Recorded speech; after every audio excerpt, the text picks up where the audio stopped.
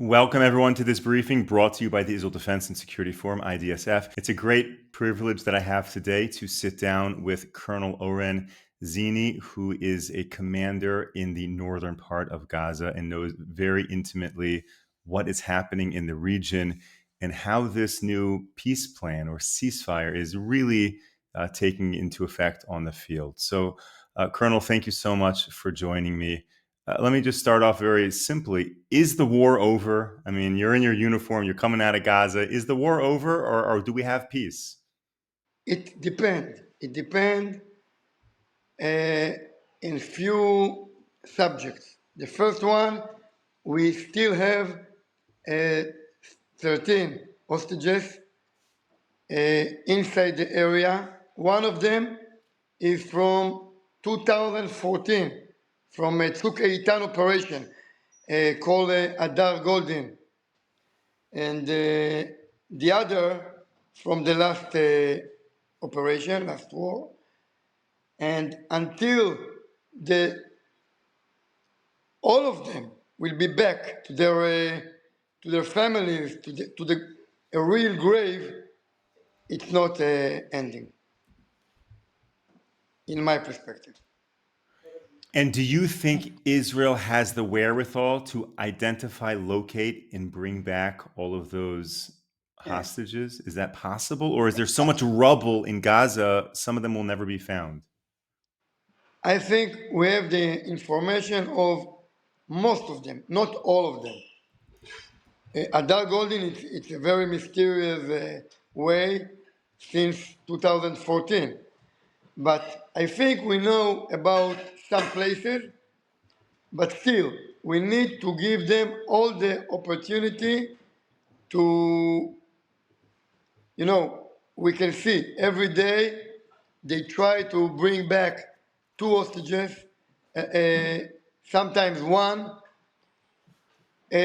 We need to give them the opportunity to accomplish this mission, and the agreement that the President Trump is involved, very involved of that. But if they won't do that, we need to go back to the area, go back to Shati refugee camp, and all of those places, try to find them. We need to accomplish the mission to bring the people home, even if they are not alive.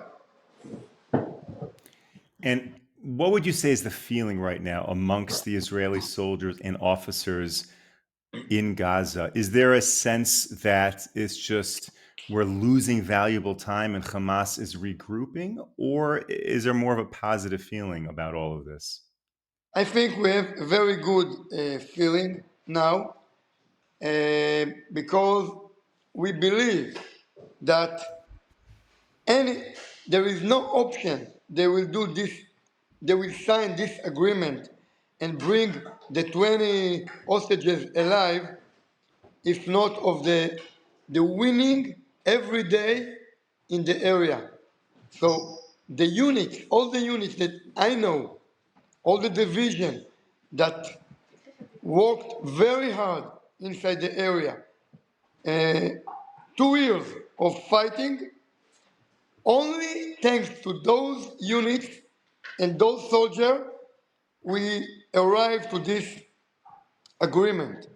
It's not because they changed their mind.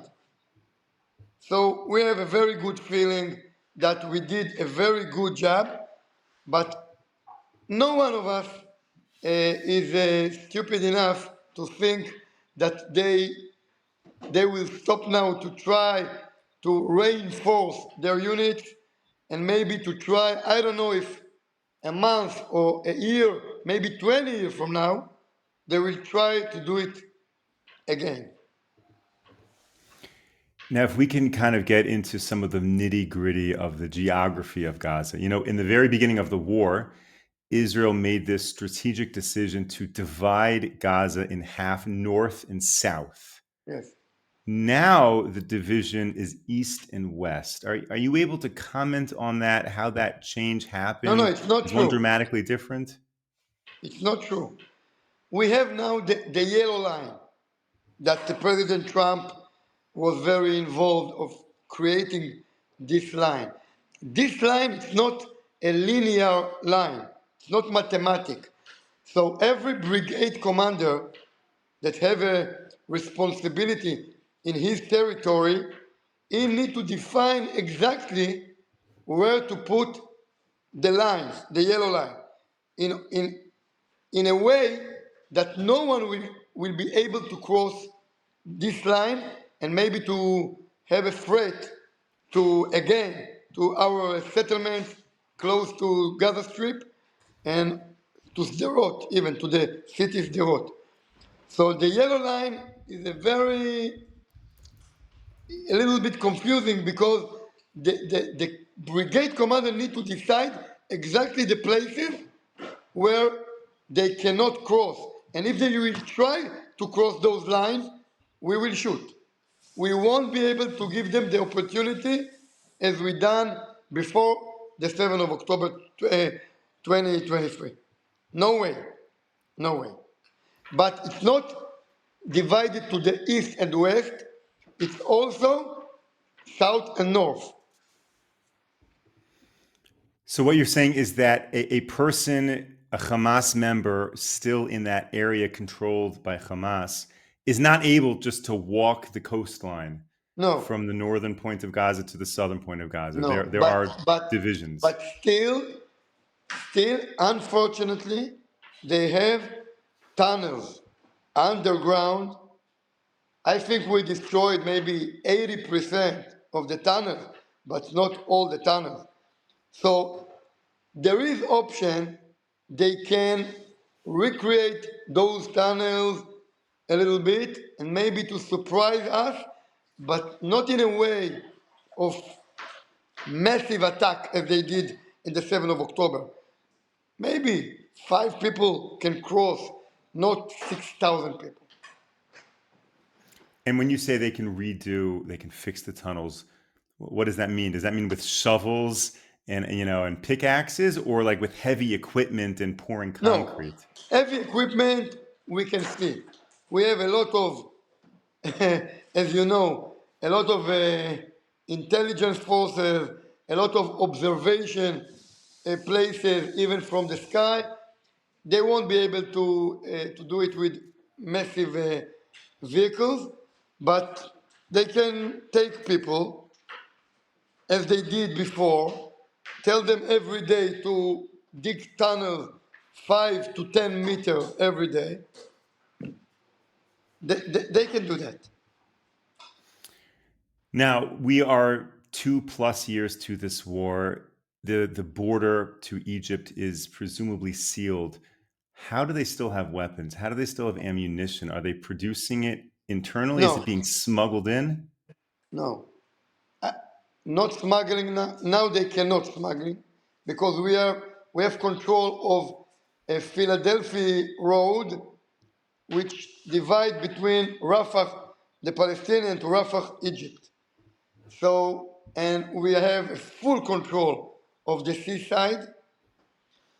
The only way is to understand that they made so many preparation, more than decade of reinforce their forces, so they have more because we didn't reach all the tunnels, all the bunkers.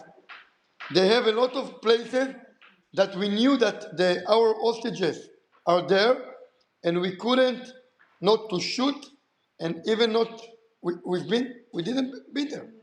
So there they might be more weapons in the bunkers, but I don't think they can produce something in this situation or smuggling. I don't know from where. We have a good control all over the border.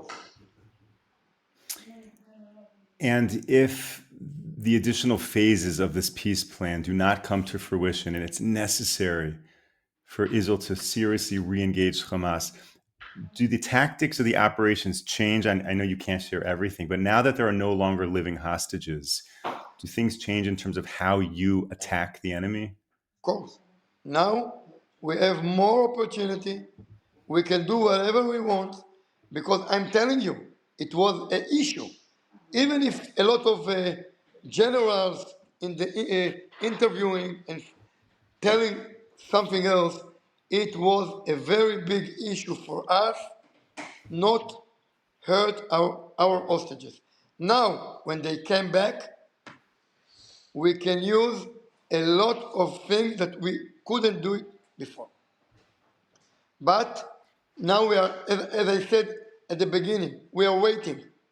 We are giving them all the opportunity. Even they didn't throw the weapon, they try to get control again of their people. They killing those people that they accusing them that they helped the IDF, and they killing them every day. We are giving them the opportunity to bring back the 13 last death hostages. And I, every day I'm praying for peace. But in my heart, I know it wasn't the last war. I was born in 1974. And, our parents told us Yom Kippur War in 1973 was the last war. And now we can sing a song and a bird with a, I don't know how to say it in English, a Lesher Zait will come and Olive the peace, branch. yeah, and the peace will be in the state of Israel. And the last 30 years, every day coming to my mother and ask them, where the hell is that bird? I'm fighting the Hezbollah in the north, the Palestinian in Jenin and in the West Bank, the Hamas in the south. So I don't believe anymore of peace, but I'm giving all the opportunity for the other side to do the right things. And if not, we will get again, as we did in the last 2 years, and we'll destroy this organization, this cruel organization, Hamas.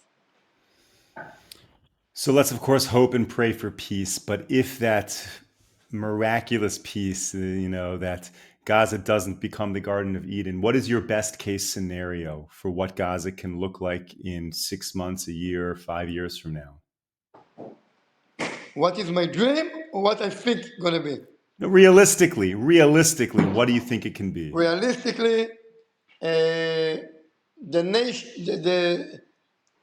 the nation will bring forces from Azerbaijan, Turkey, Egypt, maybe also American.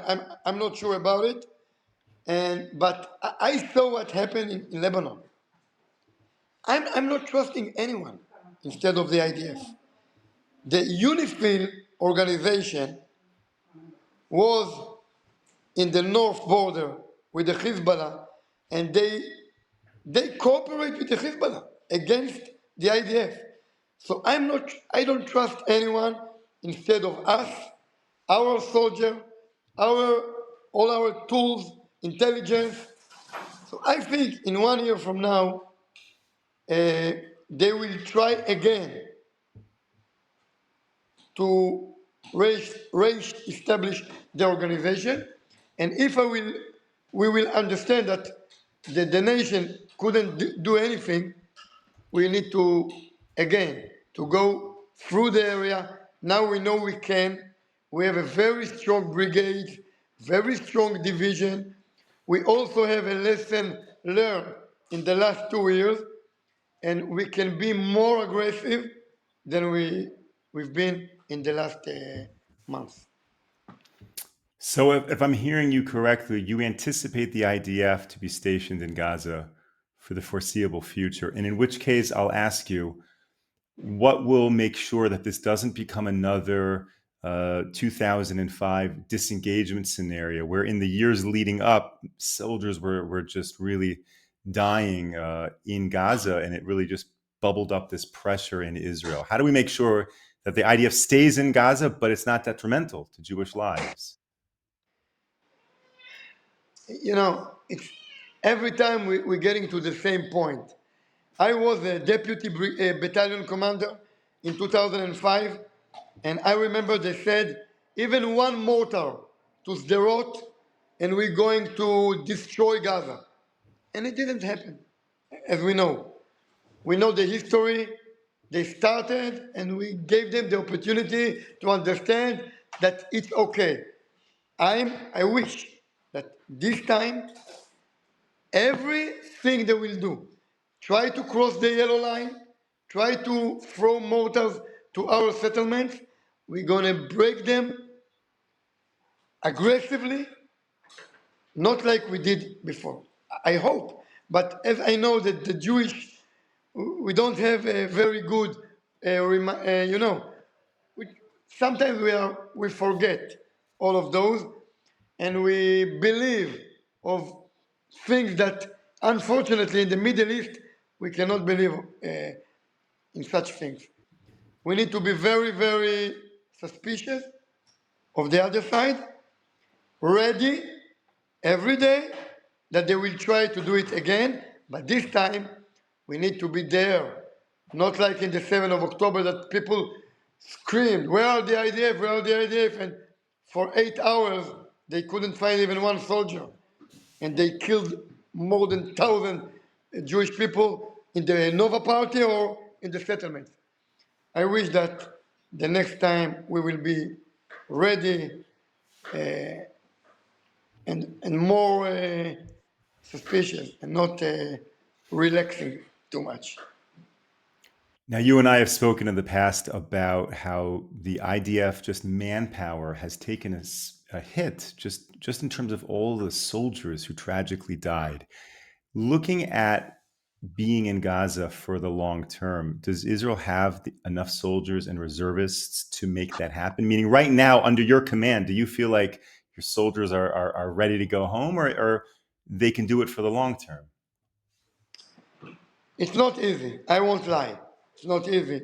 We have soldiers that almost 2 years in the area fighting, couldn't see their families. Some of them hurt, some of them died, as we know. We have more than 900 deaf soldiers in the last war. But we have problems with the Haredim, but we're trying our best, even if with the 17 and 18 years old students.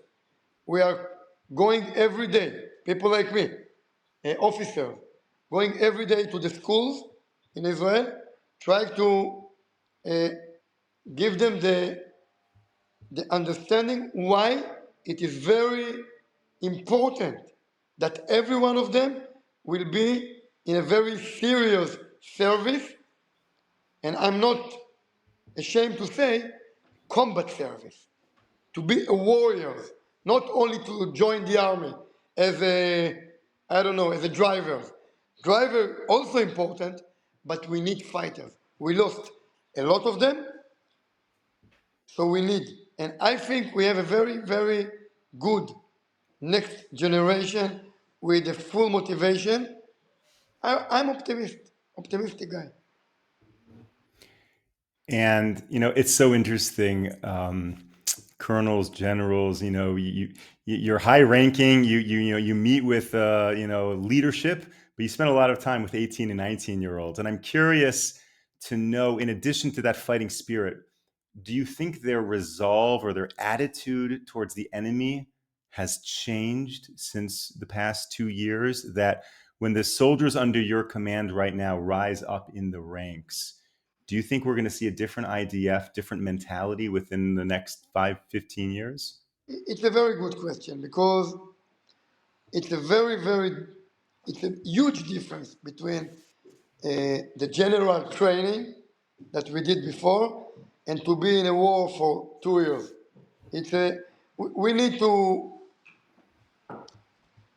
I think all the IDF, we need to think about the way of training, the way of commanding, the way of uh, taking the good soldier to be a platoon commander, company commander, battalion commander, and after, of course, brigade or division commander.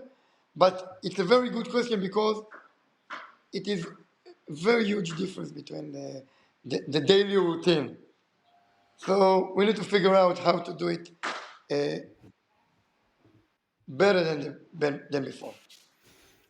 Colonel, I don't want to take up so much of your time. It's been a pleasure chatting with you. Any final words to share with our audience before we close out today's briefing?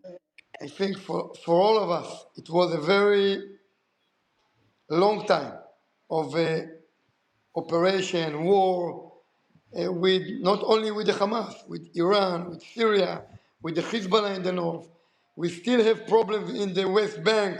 Every day, some of them trying to do an attack in our cities, but we have a very good intelligence in the West Bank and very strong soldier even there. So I am very optimistic, and I want to say to the audience that, again, I did it before, and I want to try to do it now, to thank all the people that supporting the IDF or Israel from abroad, and some of them also gave a lot of donation, and even I can say that those uniforms that I'm wearing now and my helmet and a lot of equipment we get from the United States, not from the IDF, unfortunately, because we came maybe 120%. The IDF couldn't give to all of the soldiers that came all the things that they need. So I want to thank you, and I'm hoping that even of all of the adventures that we have in the future, we always be together with this great spirit and believing that the day of tomorrow will be better. Thank you so much, Colonel Oren Zini. A great pleasure to hear from you. And just thank you so much for leading us in this war, for fighting, and for bringing victory to Israel. Thank you to all of our viewers and supporters for tuning into this briefing. We will be back with you Monday, 10 a.m. Eastern Time, 5 p.m. here in Israel. Until then, stay safe, stay strong. Take care, everyone.